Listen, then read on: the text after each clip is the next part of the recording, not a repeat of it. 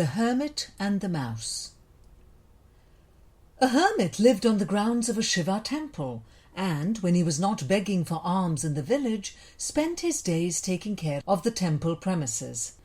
Every day the hermit satisfied his hunger by making a meal of the food that he received from the villagers, but he was careful not to eat more than he needed. The remainder of the food he stored in a bowl and hung it high on a beam, so that he could distribute the contents to other poor and hungry people the next day. The hermit was happy with this arrangement until he discovered a few days later that the bowl was on the floor and was now empty. He realized that a rat had somehow managed to reach the high bowl and had stolen his food.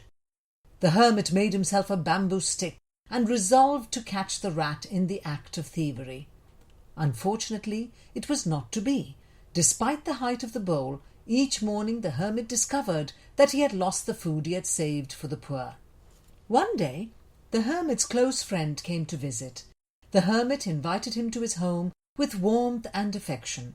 But when the friend began to talk, the hermit, who remained preoccupied with worries about the thieving rat, only answered in monosyllables. The friend was incensed and said, "What is the point of my visiting you? You are not a genuine friend. You should know that hospitality means much more than a meal or a bed to sleep. It should also reflect an interest in the other person's life. You have not been listening to me at all. You are clearly preoccupied with something else that you believe is more important than our friendship. I think it is best that I leave your home." The hermit was apologetic and said, "Dear friend, please forgive me for my bad behaviour. I do of course value our friendship, but a rat has been stealing food from me, and despite all my attempts at protecting the bowl of food so that I may distribute it to others the next day, I discover every morning that the bowl is empty."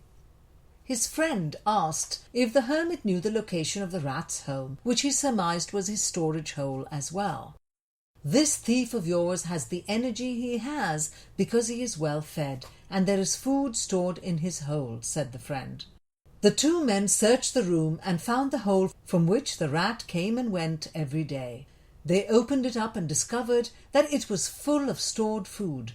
They took all the food away from the rat. The next day the rat discovered that it was he who had been robbed.